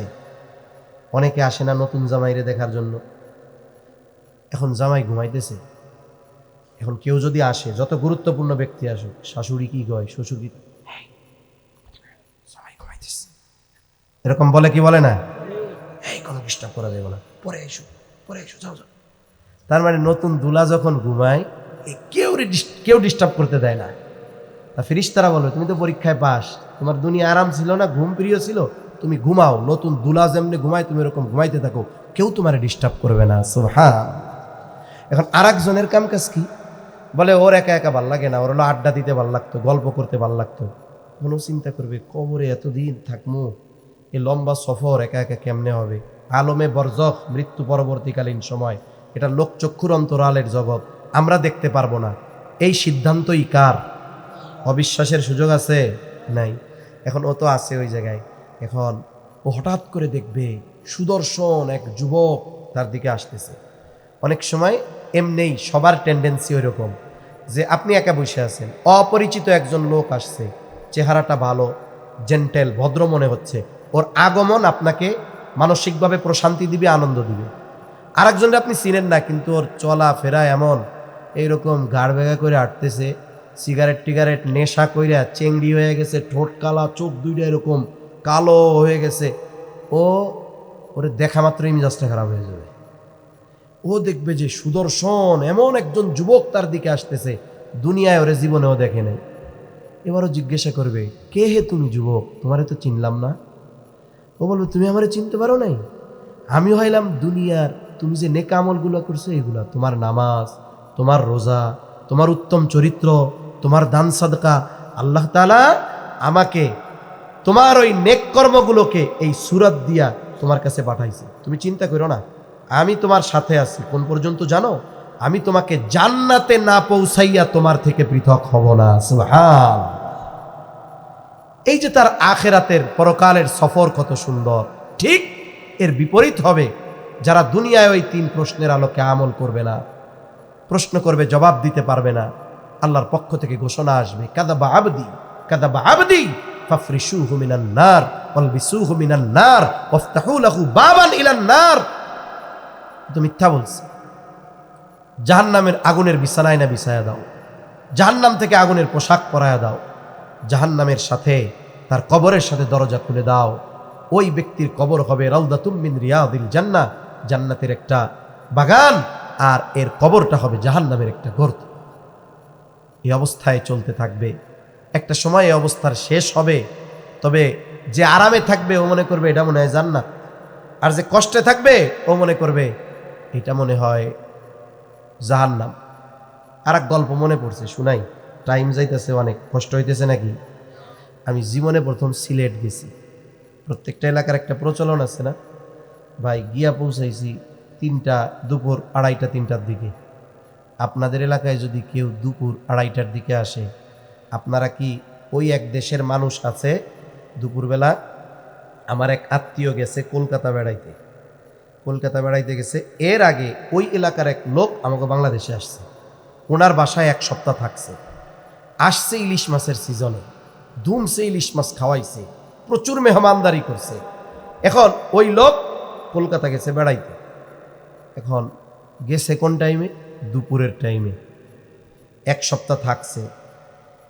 দরজায় নক করছে, দেখছে যে উনি খানা খাইতেছে, এটা বোঝা যায়। বাংলাদেশি যেই ভাই গেছে, দরজা খোলার সাথে সাথে ওই দেশের ভদ্রলোক বলতেছে, দাদা খেয়ে এসেছেন নাকি, যে খাবেন? কথা বুঝেন নাই মনে হয়। গেছে কোন সময়? দুপুরের সময়। এরপরে বলতে, চা না খেয়ে কিন্তু যাবেন না। ওনার পেটের মধ্যে খিদা ইন্দুর লাফাইতেছে, আর ও খাইছে চা না খেয়া যাবেন না। তা এরপরেও কিছু এলাকার কিছু প্রচলন তো আছে। এখন আমি গেছি, এক হাজী সাহেব আমাকে দাওয়াত দিয়ে নিয়ে গেছে, জীবনে প্রথম 2 জন গেছি। ওই সব এলাকায় আলহামদুলিল্লাহ এখনো কাচারি ঘর আছে, মেহমান গেলে বাহির বাড়িতে বসার ব্যবস্থা। উনি আসছেন, সাথে সাথে চা আর বিস্কুট নিয়ে আসছে। এটা হলো সিলেটিদের অতিথি আপ্যায়নের প্রথম ধাপ। বিস্কিট চা থাকবেই, খাবার আগেও দিবে পরেও দিবে, মাহফিলের মধ্যেও দিবে, অসুবিধা নেই। এখন বিস্কিট অনেক দিছে, চা দিছে। আমি আমার সাথে যে গেছি, চিন্তা করছি, দোস্ত কাম সারা, রোডে তো খাওয়া দাওয়া করতে পারি নাই। এখন এই বিস্কুট চাই, দুপুরের খাবার ধুমসে খাও। যা বিস্কুট দিছে এগুলো সব পানি আর চা দিয়ে খেয়ে ফেলছি। মনে করছি খাবারই এটাই মনে হয় দুপুরের খাবার, এরপরে আর কিছু নাই। তা আমি তো আর বুঝি নাই এত কিছু। একটু পরে উনি আমাকে ডাক দিছে ভিতরে, এরপরে হরেক রকমের খাবারের আয়োজন। এখন সমস্যা হয়েছে কি, যদি ভালো বেকারি বিস্কুট 5-6টা খাইয়া 2 গ্লাস পানি খাওয়া হয়, পেট ভরে যায়। আর আমাকে তো পেট ভরা। ওই খাবার দেখলাম, একটু একটু নিলাম, শেষ। তা ওই কবরে যার জান্নাতের বাগান, ও মনে করবে এটাই রে জান্নাত। আর যারটা জাহান্নামের গর্ত, ও মনে করবে এটাই মনে হয় জাহান্নাম। অথচ ফিরিস্তারা বলবে, না এটা জান্নাত না, বরং জান্নাতে তোমার জন্য যা আছে তার তুলনায় এটা কিছুই না। এখন ও আল্লাহরে কি বলবে? দোয়া করবে, আল্লাহ গো তাড়াতাড়ি কিয়ামত কায়েম করেন, আমি যেন তাড়াতাড়ি আমার ওই জান্নাতে যেতে পারি। সুবহানাল্লাহ। আর যে ভাববে জাহান্নাম, ওকে যখন ফিরিস্তারা ভয় দিবে যে জাহান্নামের তুলনায় আযাব কিছুই না, তখন এই খবর শুনে ওরা এত ভীত হবে, ওরা আল্লাহর কাছে বলবে, আল্লাহ আপনি কিয়ামত কায়েম করেন না। অথচ একটু আগে কি মনে করতেছিল? এটাই মনে হয় জাহান্নাম। আর জাহান্নামের খবর শুনাই বলতেছে কিয়ামত কায়েম করেন না। তাহলে আলমে বরজখে কবর জগতের শাস্তিটা কত কঠিন অনুধাবন কি করা গেছে? সেজন্য আমরা চাই না যে আমাদের পরকাল বিনষ্ট হোক, নষ্ট হোক। আমরা চাই পূর্ণ প্রতিদান দেওয়ার আগে এই কবর থেকেই যেন আমরা জান্নাতের বাগানের বাসিন্দা হতে পারি। আল্লাহ তাআলা এরপরে বলেন, ফামান যুহজিহা আনিন নার, ওই যেই দিন সবাইকে তার দুনিয়ার কর্মের পূর্ণ প্রতিদান দেওয়া হবে, ওই দিন যাকে আগুন তথা জাহান্নাম থেকে বাঁচানো হবে, জান্নাতে প্রবেশ করানো হবে, আল্লাহ বলেন ফাকাদ ফাজ, সেই সফল। সুবহানাল্লাহ বলেন। তাহলে দুনিয়ার টাকা পয়সা, ধন দৌলত, ক্ষমতা, সৌন্দর্য, এগুলো কি সফলতা? জোরে বলেন সফলতা। সফলতা কিসে? জান্নাতে যাওয়ার মাধ্যমে। বলেন সফলতা কিসে? এখন জান্নাতে যাওয়ার মাধ্যমে যে সফলতা হবে, জান্নাতে যাওয়ার পাথেও সংগ্রহ করব মরার পর। কবে? দুনিয়ায় থাকতে। এখন মরব কোন সময়, গ্যারান্টি আছে? তাইলে আখেরাতের পাথেও সংগ্রহ করব আগামীকাল থেকে। আগামীকাল পর্যন্ত বাস্তবের নিশ্চয়তা আছে? বলেন এখন থেকে। এখন থেকে শুরু হবে কি দিয়ে? বলে যারা এশার নামাজ পড়েন নাই, এশার নামাজটা পইড়া এই কাজ শুরু করবেন। ওয়াজ মাহফিলে অনেক মানুষ আছে নামাজ পড়ে না, আপনি এশার নামাজ পড়ার দ্বারা শুরু করেন। কারণ আজকের এই পরিবর্তনের প্রচেষ্টা, এটা আমাকে আখেরাতের পথে সুন্দর দিকে নিয়ে যাওয়ার জন্য যথেষ্ট হতে পারে কি পারে না? মনে রাখবেন, দুনিয়া ধোঁকা। আল্লাহ তাআলা এরপরে বলেন যে এই যে সফলতার বড় বাধা কি, ওমাল হায়াতুদ দুনিয়া ইল্লা মাতাউল গুরুর। এই যে দুনিয়ার খেলতামাশা, দুনিয়া হলো ধোঁকার মতো। কেমন ধোঁকার মতো? আমরা ছোটবেলায় আমাদের সময় অনেক খেলাধুলা ছিল। স্কুল থেকে আসতাম, আসার পরে খুব গুরুত্ব দিয়ে পাটখড়ি আছে আপনাদের এদিকে, অনেক জায়গায় ধঞ্চা হয় আপনাদের এদিকে মনে হয়, এই পাটখড়ির মতোই আইসাই খুব দ্রুততার সাথে ধঞ্চা বা ওই পাটখড়ি দিয়ে আমরা ঘর বানাইতাম।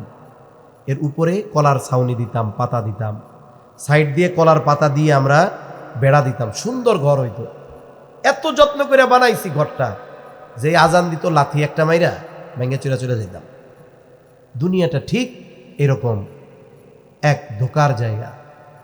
এখন আমি যদি এই ধোকার পিছনে পড়ে ওই চূড়ান্ত সফলতাকে হারাই, আমার মতো বোকা বলদ আর কেউ আছে?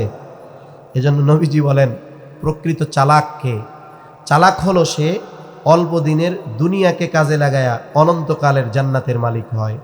বোকা হলো সে অল্প দিনের দুনিয়ার পিছনে দৌড়ায়া যে অনন্তকালের ব্যর্থতাকে নিজের জন্য বাধ্যতামূলক করে নেয়, সে ব্যর্থ হয়, সফলতাকে হারায়, জান্নাত বঞ্চিত হয়। এ হলো বলদ, বোকা।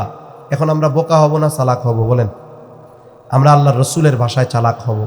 এজন্য একটু চিন্তা করব যে আমি আছি, আমার কি কাজ, সফলতার জন্য কি দরকার, তাহলে ইনশাআল্লাহ আমাদের জীবনের পরিবর্তন আসবে। আল্লাহ সুবহানাহু ওয়া তাআলা আমাদের সবাইকে কথাগুলো হৃদয় দিয়ে অনুধাবন করার তৌফিক দান করেন। জবান খুলে বলি আমিন, আরো জোরে বলি আমিন। ওয়া আখিরু দাওয়ানা আনিল হামদুলিল্লাহি রাব্বিল আলামিন। আসসালামু আলাইকুম ওয়া রাহমাতুল্লাহি ওয়া বারাকাতুহু। দুরূদ শরীফ পড়ি। আল্লাহুম্মা সাল্লি আলা মুহাম্মদ ওয়া আলা আলি মুহাম্মাদিন কামা সাল্লাইতা আলা ইব্রাহিম ওয়া আলা আলি ইব্রাহিম ইন্নাকা হামিদুম মাজিদ। আল্লাহুম্মা বারিক আলা মুহাম্মাদিন ওয়া আলা আলি মুহাম্মাদিন কামা বারাকতা আলা ইব্রাহিম ওয়া আলা আলি ইব্রাহিম ইন্নাকা হামিদুম মাজিদ। আলহামদুলিল্লাহি রাব্বিল আলামিন ওয়াল আকিবাতু লিল মুত্তাকিন। আসসালাতু ওয়াসসালামু আলা খায়রি খালকিহি মুহাম্মাদিন ওয়া আলা আলিহি ওয়া আসহাবিহি আজমাইন। ربنا ظلمنا أنفسنا وإن لم تغفر لنا وترحمنا لنكونن من الخاسرين. ربنا آتنا في الدنيا حسنة وفي الآخرة حسنة وقنا عذاب النار. ربنا لا تزغ قلوبنا بعد إذ هديتنا وهب لنا من لدنك رحمة إنك أنت الوهاب. رب العالمين, গভীর রাত পর্যন্ত দিনই আলোচনার পরে গুনাহমাখা হাত আমরা তুলে ধরেছি। আয় আল্লাহ, যে যেখান থেকে হাত উঁচু করেছে আমাদের বিগত জীবনের সব ধরনের গুনাহগুলো মাফ করে দেন। আল্লাহ, আমাদের আত্মীয় স্বজন দেশ বিদেশে যে যেখানে আছে সকলকে মাফ করে দেন। যারা দুনিয়া ছেড়ে চলে গেছে আল্লাহ, সকলকে মাফ করে কবরগুলো জান্নাতের টুকরো বানায়া দেন। আয় আল্লাহ, খাস করে প্রবাসী ও যুব সমাজের উদ্যোগে আজকের এই আয়োজন, প্রবাসী ও যুবক ভাইদেরকে কবুল করেন। খাস করে যারা প্রবাসে আছে আল্লাহ, তাদের সুস্থ রাখেন, ভালো রাখেন, ঈমান আমলের সাথে রাখেন, সুস্থতা ও স্বাবলম্বিতার সাথে পুনরায় মায়ের কোলে ফিরে আসার তৌফিক দান করেন রব্বুল আলামিন। খাস করে আজকের মাহফিল কবুল করে নেন। মাহফিল কামিয়াবির জন্য যে যেভাবে সহযোগিতা করেছে আল্লাহ, গভীর রাত পর্যন্ত যারা ধৈর্যের সাথে বসে থেকেছে আল্লাহ, আয় আল্লাহ, সমর্থন দিয়েছে, সহযোগিতা দিয়েছে, সৎ পরামর্শ দিয়েছে, অর্থনৈতিকভাবে সহযোগিতা করেছে, সকলের সকল প্রকার সাহায্য সহযোগিতা কবুল করেন। ওলামা হযরত যত আলোচনা করেছেন, যে যতটুকু শুনেছে, প্রয়োজনীয় কথাগুলো স্মরণ রেখে আমলের কথাগুলো আমল করবার তৌফিক দেন রব্বুল আলামিন। খাস করে মাহফিলকে এলাকার হেদায়েতের জরিয়া বানায় দেন। কিয়ামত পর্যন্ত মাহফিল জারি রাখার জিম্মাদারি আল্লাহ আপনি নিয়ে নেন। আয় আল্লাহ, খাস করে যারা অসুস্থ আছে সুস্থতা দান করেন। এই এলাকার উপরে খাস রহমত নাজিল করেন। তামাম দুনিয়ার মুসলমানদের জানমাল আপনি হেফাজত করেন। আয় আল্লাহ, সারা দুনিয়ায় মুসলমানেরা মাজলুম, যেখানেই মুসলমানেরা মাজলুম আপনি তাদের জন্য সাহায্যকারী হয়ে যান। আমাদেরকেও মাজলুমদের পাশে দাঁড়ানোর মতো সুযোগ আপনি দান করেন। আয় আল্লাহ, তামাম দুনিয়ার মুসলমানদের এক হওয়ার তৌফিক দেন। আয় আল্লাহ, আমাদের একে অপরের প্রতি হৃদ্রতা ভালোবাসা আপনি বাড়ায়া দেন। লোভ হিংসা অহংকার মুক্ত হৃদয় দান করেন। আয় আল্লাহ, খাস করে মালিক অভাবীর অভাব দূর করে দেন, ঋণগ্রস্তের ঋণ পরিশোধের তৌফিক দেন। আমাদের সকলকে বরকতময় প্রশস্ত রিজিক দান করেন। বেকার যারা আছে হালাল কর্মসংস্থানের ব্যবস্থা করে দেন। যুবক তরুণ কিশোর যারা আছে আল্লাহ, এদেরকে দ্বীনের উপরে চলা আপনি সহজ করে দেন রব্বুল আলামিন। খাস করে আমরা যারা হাত উঁচু করেছি, আমাদের যাদের মা বাবা দুনিয়া ছেড়ে চলে গেছে, গুনার কারণে যদি কারো মা বাবার কবরে আযাব হয়, কবরের আযাব মাফ করে দেন, কবরগুলো জান্নাতের টুকরো বানায়া দেন। কিয়ামতের দিন হিসাব সহজ করে জান্নাতের ব্যবস্থা আপনি করে দিয়েন। যাদের মা বাবা বেঁচে আছে সুস্থ দীর্ঘ নেক হায়াত দান করেন। আয় আল্লাহ, আমাদের স্ত্রী সন্তান আমাদের জন্য চক্ষু শীতলকারী হিসাবে কবুল করে নেন। যাদের সন্তান অবাধ্য আছে সন্তানগুলোকে বাধ্য করে দেন রব্বুল আলামিন। মা বোনদের কবুল করে নেন, পর্দানিশীন বানায় দেন। 5 ওয়াক্ত নামাজ যথাযথভাবে আদায় করার তৌফিক আল্লাহ দান করেন। আয় আল্লাহ, সকল প্রকার পাপাচার অনাচার অশ্লীলতা থেকে বেঁচে থাকার তৌফিক ও হিম্মত দেন রব্বুল আলামিন। বেনামাজিদের নামাজি বানায় দেন, সুন্নাতবিহীন মানুষগুলারে সুন্নাতওয়ালা বানায় দেন। আয় আল্লাহ, পরকালের ডাক কখন চলে আসে বলা যায় না। ডাক আসার আগে পরকালের সামান হায়াত থাকতে সংগ্রহ করার তৌফিক দান করেন রব্বুল আলামিন। 3 প্রশ্নের জবাবের আলোকে এই দুনিয়ায় আমল করার তৌফিক আপনি দান করেন আল্লাহ। আল্লাহ, আমাদের সকলকে বারবার মক্কা মদিনা জিয়ারতের তৌফিক দিয়েন। আল্লাহ, আমাদের দেশের উপরে খাস রহমত নাজিল করেন। আসমানি জমিনি সকল বালা মুসিবত থেকে হেফাজত করেন। দ্বীনের ব্যাপারে, দেশের ব্যাপারে, ইসলামের ব্যাপারে দল মত নির্বিশেষে আমাদের ঐক্যবদ্ধ থাকার তৌফিক দেন। আয় আল্লাহ, কার মনে কি চাওয়া জানি না, সবার মনের নেক চাওয়া নেক আশা কবুল করে নেন। আমাদেরকে আপনার মোহাব্বতের বান্দাদের তালিকায় অন্তর্ভুক্ত করে নেন। আয় আল্লাহ, মালাকুল মউত যথা সময়ে মৃত্যুর পরওয়ানা নিয়ে হাজির হবে। মালাকুল মউত যখন আসবে, আপনি আপনার প্রতিটি বান্দার জবানে তাওহীদের কালিমা নসিব করে দিয়েন। আল্লাহুম্মা ইন্না নাউযু বিকা মিনাল হাম্মি ওয়াল হাযান ওয়াল আজজি ওয়াল কাসাল ওয়াল জুবনি ওয়াল বুখল ওয়া দালা'id দাইন ওয়া গলাবাতির রিজাল। রব্বি ইজআলনি মুকিমাস সালাতি ওয়া মিন যুররিয়্যতি রব্বানা ওয়া তাকাব্বাল দুআ। রব্বানা ইগফির লি ওয়া লিওয়ালিদাইয়া ওয়া লিল মুমিনিনা ইয়াওমা ইয়াকুমুল হিসাব। রব্বানা হাব লানা মিন আজওয়াজিনা ওয়া যুররিয়্যাতিনা কুররাতা আ'য়ুন ওয়াজআলনা লিল মুত্তাকিনা ইমামা। রব্বির হামহুমা কামা রব্বায়ানি সগীরা। রব্বির হামহুমা কামা রব্বায়ানি সগীরা। ওয়া সাল্লাল্লাহু তাআলা আলা খায়রি খালকিহি মুহাম্মাদি ওয়া আলা আলিহি ওয়া আসহাবিহি আজমাইন। আমিন বিরহমাতিকা ইয়া আরহামার রাহিমিন। ভাই চা আছে নাকি? চা আছে, চা আছে ভাই।